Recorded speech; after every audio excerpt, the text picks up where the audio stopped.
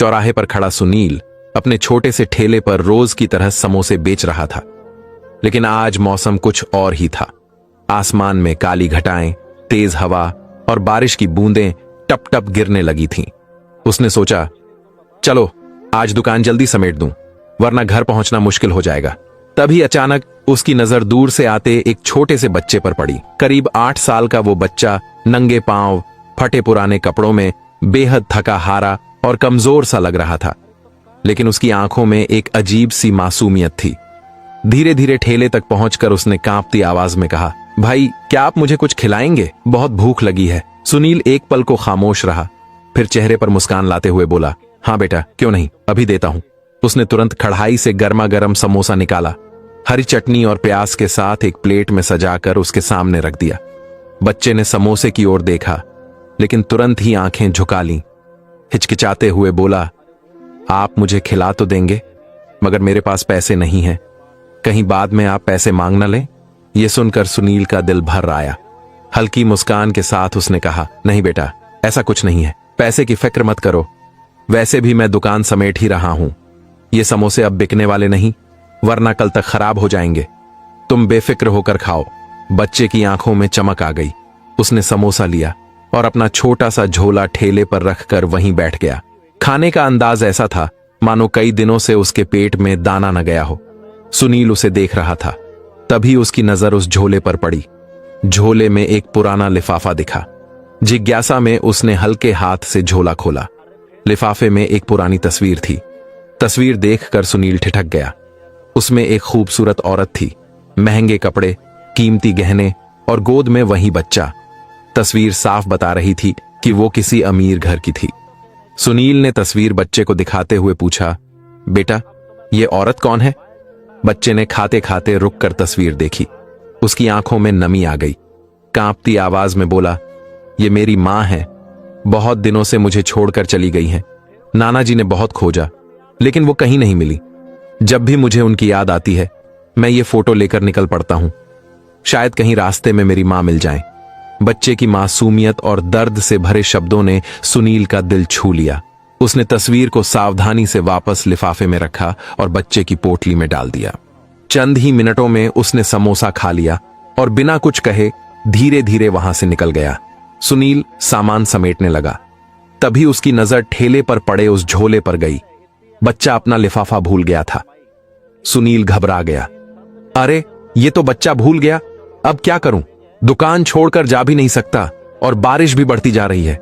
मजबूरन उसने लिफाफा अपने थैले में रख लिया और जल्दी जल्दी घर के लिए निकल पड़ा। घर पहुंचते ही उसने थैला अपनी छोटी बहन को पकड़ा दिया। बहन ने सामान निकालते निकालते जैसे ही लिफाफा देखा, तुरंत खोल लिया। तस्वीर हाथ में लेकर वो हैरान रह गई। भैया, ये बच्चा कौन है? और ये औरत कितनी खूबसूरत और अमीर लग रही है। सुनील की आंखें थोड़ी नम हो गईं। उसने धीमी आवाज में कहा, ये वही बच्चा है जो आज मेरे ठेले पर आया था। भूखा था तो मैंने उसे समोसा खिलाया। जाते जाते ये लिफाफा भूल गया। फोटो में उसकी मां है। वो बच्चा अपनी मां को ढूंढ रहा है। बहन की आंखें भर आईं। उसने तस्वीर को गौर से देखा और बोली, भैया देखो तो, ये औरत कितनी सुंदर और अमीर लग रही है, लेकिन उसका बच्चा इतनी दयनीय हालत में। आखिर क्यों? इसी बीच उनकी मां भी वहां आ गई। उन्होंने फोटो हाथ में ली और ध्यान से देखने लगी। कुछ पल बाद बोली, मुझे ये चेहरा कहीं देखा हुआ लगता है, जैसे मैं इसे जानती हूं, पर अभी याद नहीं आ रहा। सुनील चौंक गया। अम्मा, अगर सच में आपने इसे कहीं देखा है तो जरूर याद करने की कोशिश करो। हो सकता है हम उस बच्चे की मदद कर पाएं। मां ने माथे पर हाथ रखकर देर तक सोचने की कोशिश की, मगर उस वक्त याद नहीं आया। उन्होंने तस्वीर लिफाफे में रख दी और धीरे से बोली, कल मैं इस फोटो को अपने साथ ले जाऊंगी।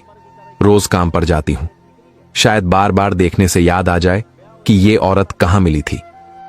उस रात तीनों, सुनील, उसकी मां और बहन बिस्तर पर लेटे तो सही, मगर किसी की आंखों में नींद नहीं थी। सुनील के सामने बार बार वही मासूम चेहरा घूमता रहा जो मां की तलाश में भटक रहा था। अगली सुबह अम्मा रोज की तरह दूसरों के घर काम करने निकली। जाते जाते उन्होंने थैले से लिफाफा उठाया और कहा, आज मैं इसे अपने साथ ले जा रही हूं। मुझे पूरा यकीन है कहीं ना कहीं मैंने इस औरत को देखा है। सुनील ने सिर हिलाया। ठीक है अम्मा, अगर सच में आपको याद आया तो उस बच्चे की जिंदगी बदल जाएगी। उधर बहन स्कूल चली गई और सुनील ठेले की तैयारी में जुट गया। आटा गूंधा, आलू उबाले, मसाले पीसे, मगर उसके जहन में बार बार वही तस्वीर घूमती रही। इधर अम्मा जिस घर में काम करती थीं, वहां पहुंच गईं। सुबह सुबह बर्तन धोते वक्त भी उनका मन बार बार लिफाफे की तरफ चला जाता। कई बार उन्होंने काम छोड़कर तस्वीर देखी और धीरे से खुद से बुदबुदाई, कहां देखा है मैंने इसे, बहुत करीब से, पर कब? तभी अचानक उनकी नजर रसोई के कोने में रखी मालकिन की एक सैंडल पर पड़ी। वो सैंडल बिल्कुल वैसी ही थी जैसी उन्होंने पहले किसी औरत के पांव में देखी थी। उस पल उनकी आंखों के सामने एक पुरानी याद बिजली की तरह चमक उठी। जब सुनील की मां दूसरे मोहल्ले के एक अमीर घर में काम करती थीं, तब उन्होंने वहां एक औरत को कई बार देखा था। वो औरत हमेशा चुपचाप रहती, पर उसकी पहचान की एक निशानी थी, उसके पैरों में पहनी हुई ऊंची हील वाली सैंडल। जैसे ही तस्वीर और सैंडल का संबंध जुड़ा, सुनील की मां का दिल जोर जोर से धड़कने लगा। यही है, मैंने इसे उसी घर में देखा था। मन में उम्मीद की एक किरण जग चुकी थी। काम खत्म होते ही वह तेज कदमों से उसी पुराने पते की ओर निकल पड़ी। कुछ ही देर बाद वह उस बड़े से हवेली जैसे मकान के बाहर खड़ी थीं। उन्होंने दरवाजा खटखटाया। थोड़ी देर बाद एक बुजुर्ग मालकिन बाहर आईं। उनकी नजर जैसे ही सुनील की मां पर पड़ी, वे हैरान रह गईं। मालकिन चौंकते हुए, अरे तुमने तो हमारा काम छोड़े महीनों हो गए, अब यहां क्यों आई हो? सुनील की मां ने हाथ जोड़कर विनम्र स्वर में कहा, मालकिन, मुझे आपसे बहुत जरूरी बात करनी है। आपके घर में जो औरत रहती है, वही जो ज्यादातर खामोश रहती थी और ऊंची हील पहनती थी, क्या मैं उससे मिल सकती हूं? मालकिन ने शक भरी नजर से पूछा, क्यों? उससे तुम्हें क्या काम? धीरे से उन्होंने अपना थैला खोला और लिफाफे से तस्वीर निकालकर सामने कर दी। देखिए मालकिन, ये वही औरत है ना, ये उसका बच्चा है। बेचारा 8 साल का मासूम मां को ढूंढते ढूंढते आज भिखारियों जैसी हालत में सड़कों पर घूम रहा है। तस्वीर देखते ही मालकिन के चेहरे पर गंभीरता छा गई। हां, तुम ठीक कह रही हो, यही है, आओ मेरे साथ चलो। वे भीतर गईं और कुछ ही पलों बाद उस औरत को लेकर बाहर आईं। सुनील की मां ने तस्वीर उसके चेहरे से मिलाई और पहचानते ही उनके होठों से निकला, हां, यही है वही औरत। लेकिन वो औरत बेहद गुमसुम थी। उसकी आंखें खाली थीं, जैसे वह भीतर से टूट चुकी हो। चेहरे पर ऐसा शून्य था मानो जिंदगी से लड़ने की ताकत खो चुकी हो। उधर उसी दिन सुनील अपने ठेले पर बैठा उस मासूम बच्चे की राह देख रहा था। सुबह से शाम तक उसकी नजरें हर आने जाने वाले पर टिकती, पर बच्चा वापस नहीं आया। शाम ढलने लगी, तभी एक बड़ी सी काली कार उसके ठेले के सामने आकर रुकी। दरवाजा खुला और एक बुजुर्ग आदमी बाहर उतरे। उनके कपड़े साफ सुथरे थे, चेहरे पर गंभीरता झलक रही थी। सुनील ने सोचा, शायद कोई नया ग्राहक है। क्या बनाऊं आपके लिए साहब? लेकिन बुजुर्ग ने हाथ उठाकर इशारा किया और कहा, नहीं बेटा, मुझे कुछ नहीं चाहिए। मैं यहां इसलिए आया हूं क्योंकि कल तुमने मेरे नाती को खाना खिलाया था। उसने बताया था कि उसने अपनी मां की तस्वीर तुम्हारे पास भूल गई है। मैं वहीं लेने आया हूं, और हां, उसके पैसे भी देने आया हूं। सुनील चौंक गया। अंकल जी, सच में वो बच्चा आपका नाती है? उसकी हालत देखकर तो मुझे यकीन ही नहीं हुआ। बुजुर्ग आदमी की आंखें भीग गईं। उन्होंने गहरी सांस लेकर कहा, हां बेटा, वही मेरा नाती है, और उसकी मां मेरी इकलौती बेटी। यह सुनकर सुनील की उत्सुकता और बढ़ गई। बुजुर्ग ने ठेले के पास ही खड़े खड़े अपनी पूरी दास्तान सुनाना शुरू किया। मेरी बेटी का नाम अंजलि है। बचपन से ही बहुत हंसमुख, चंचल और पढ़ाई में तेज। हमारी दुनिया उसी पर टिकी थी, लेकिन कॉलेज में उसने एक लड़के से प्यार कर लिया। जब हमें खबर मिली तो हमने समझाया, डांटा, मना किया, मगर वो अड़ी रही। एक रात वो उस लड़के के साथ घर छोड़कर चली गई। हमारे लिए वो रात मौत से भी भयानक थी। हमें लगा हमारी इज्जत मिट्टी में मिल गई। उस गुस्से में हमने उससे सारे रिश्ते तोड़ लिए। सुनील ध्यान से हर शब्द सुन रहा था। उसकी आंखों में सवाल थे और बुजुर्ग की आवाज में पछतावे का बोझ कुछ साल पहले हमें खबर मिली कि उस लड़के की मौत हो गई, अंजलि के पति की। उस सदमे को मेरी बेटी बर्दाश्त नहीं कर पाई। उस वक्त हमने मजबूरी में अंजलि और उसके छोटे बेटे यानी मेरे नाती को अपने घर ले आया। शुरुआत में सब ठीक था, पर धीरे धीरे उसका मन टूटा सा रहने लगा। डॉक्टरों को दिखाया, दवाइयां दी, पर उसकी आंखों से उम्मीद गायब होती गई। और फिर एक दिन उसने अचानक दरवाजा खोला और कहीं चली गई। हम दिन रात ढूंढते रहे, हर गली, हर मोहल्ला छान मारा, लेकिन वो कभी वापस नहीं लौटी। इतना कहते कहते उनकी आवाज भर्रा गई, आंखों से नमी छलक पड़ी। बेटा, मेरा नाती अपनी मां से बहुत मोहब्बत करता है। जब से उसने होश संभाला है, तभी से उस फोटो को लेकर गली गली, शहर शहर भटकता है। उसे लगता है किसी मोड़ पर उसकी मां मिल जाएगी। कल वह तुम्हारे ठेले तक पहुंच गया था। सुनील का दिल जैसे कसक उठा। उस मासूम की छवि और गहरी उतर गई। उसने धीमे स्वर में कहा, अंकल जी, सच कहूं तो वो फोटो अभी मेरे पास नहीं है। मैंने उसे अपनी मां को दे दिया था। उन्होंने कहा था कि शायद यह औरत उन्होंने कहीं देखी है, इसलिए तस्वीर उन्हीं को थमा दी। बुजुर्ग की आंखों में उम्मीद चमक उठी। क्या तुम्हारी मां ने उसे देखा है? सच में? सुनील ने सिर हिलाया। हां अंकल जी, कल रात वो बार बार कह रही थीं कि चेहरा उन्हें जाना पहचाना लग रहा है, पर याद नहीं आ रहा था कहां देखा। बुजुर्ग ने दोनों हाथ जोड़ते हुए कहा, बेटा, अगर तुम्हारी मां ने सच में उसे देखा है तो शायद अब मेरी बेटी मुझे मिल जाए। यही मेरी जिंदगी की सबसे बड़ी ख्वाहिश है। सुनील ने उन्हें भरोसा दिलाया। आप निश्चिंत रहिए अंकल जी, जैसे ही मां लौटेंगी मैं उनसे पूछकर आपको खबर दूंगा। आप अपना पता या नंबर दे दीजिए। बुजुर्ग ने जेब से एक कार्ड निकाला और सुनील को थमा दिया। यह रहा मेरा नंबर और पता।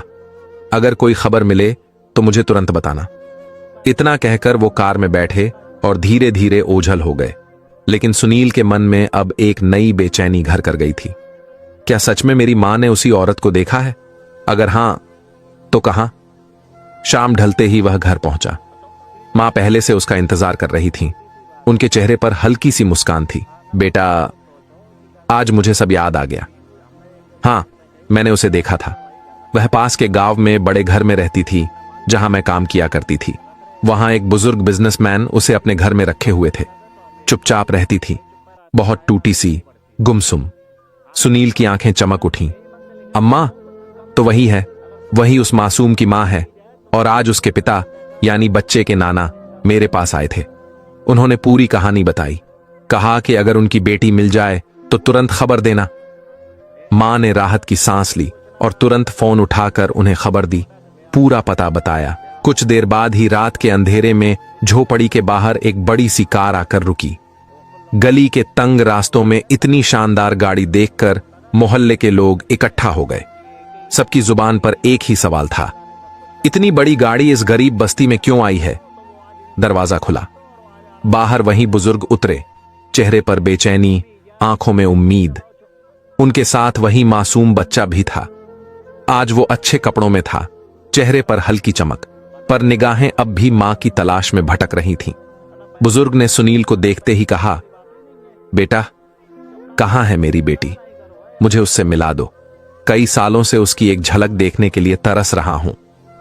सुनील ने अपनी मां और बहन के साथ उन्हें रास्ता दिखाया और पास के उसी बड़े घर तक ले गया, जहां उस औरत की गुमसुम जिंदगी कैद थी। दरवाजा धीरे धीरे खुला।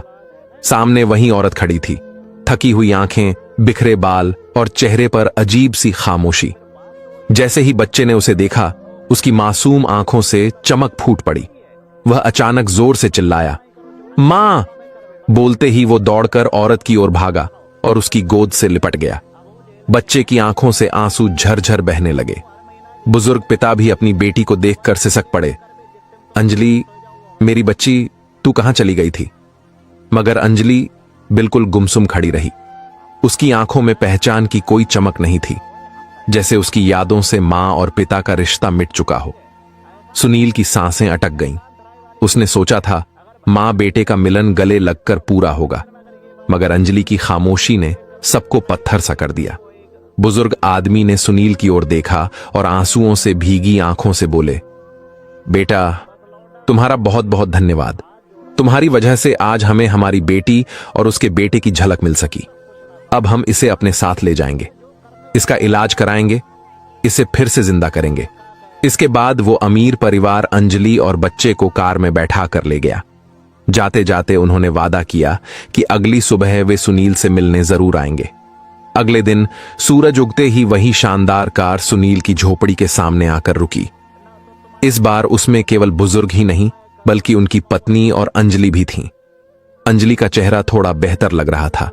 घर के अंदर बैठते ही बुजुर्ग आदमी ने कहा, बेटा सुनील, तुमने हमारी बेटी से हमें मिलाया है। हम इस एहसान को कभी नहीं भूल सकते। अब हम तुम्हारे लिए कुछ करना चाहते हैं। सुनील ने हाथ जोड़ लिए। अंकल जी, इसकी कोई जरूरत नहीं। मैंने जो किया इंसानियत समझकर किया। बुजुर्ग मुस्कुराए। नहीं बेटा, इंसानियत की ही कदर करनी चाहिए। हमें अपनी बेटी की देखभाल के लिए एक भरोसेमंद इंसान चाहिए और हमें लगता है कि तुमसे बेहतर कोई नहीं हो सकता। तुम चाहो तो हमारे घर आकर काम करो। जितना आज कमाते हो उसका 2 गुना मिलेगा और तुम्हारी बहन की शादी हम अपने घर की बेटी की तरह कराएंगे। यह सुनकर सुनील हक्का बक्का रह गया। उसकी मां ने आंसू पोंछते हुए कहा, बेटा, यह ऊपर वाले का दिया हुआ अवसर है, इसे स्वीकार कर लो। कुछ ही दिनों में सुनील उस अमीर घर में काम करने लगा। वो सिर्फ अंजलि की देखभाल ही नहीं करता बल्कि उस बच्चे के लिए पिता जैसा सहारा भी बन गया। धीरे धीरे डॉक्टरों की देखरेख और सुनील की सच्ची सेवा से अंजलि की हालत सुधरने लगी। 5 महीने बीते और वो दिन भी आया जब अंजलि ने पहली बार अपने बेटे को पहचान लिया। उसके चेहरे पर मुस्कान लौटी और उसने अपने पिता को भी गले लगा लिया। अब सब कुछ सामान्य लगने लगा था, लेकिन बुजुर्ग बिजनेसमैन के दिल में एक और फैसला पल रहा था। एक दिन उन्होंने सुनील को पास बुलाया और कहा, बेटा, हमारी बेटी अब ठीक है, मगर हमें लगता है कि उसकी जिंदगी में एक स्थायी सहारा चाहिए और वह सहारा तुमसे बेहतर कोई नहीं हो सकता। अगर तुम्हें मंजूर हो तो हमारी बेटी से विवाह कर लो। हम तुम्हें अपना बेटा मान चुके हैं। सुनील पहले तो चौंक गया, झिंझका भी, मगर जब अंजलि को यह बात बताई गई तो उसने चुपचाप सिर झुका लिया। उसके मन में साफ था कि जिसने मुश्किल वक्त में उसे सहारा दिया वही उसका असली हमसफर है। कुछ ही समय बाद धूमधाम से सुनील और अंजलि की शादी हुई। गरीब बस्ती का समोसा बेचने वाला वह साधारण लड़का अब एक अमीर घर का दामाद बन चुका था। उसकी मां और बहन भी उसी घर में रहने लगीं। बहन की शादी भी बड़े सम्मान और धूमधाम से हुई। सुनील की जिंदगी पूरी तरह बदल चुकी थी। जहां कभी उसके ठेले की खनक थी, अब वहां उसकी नई जिंदगी की गूंज थी। तो ये कहानी आपको क्या सिखाती है, आप कमेंट में जरूर बताएं और वीडियो अच्छी लगी तो लाइक सब्सक्राइब जरूर करें।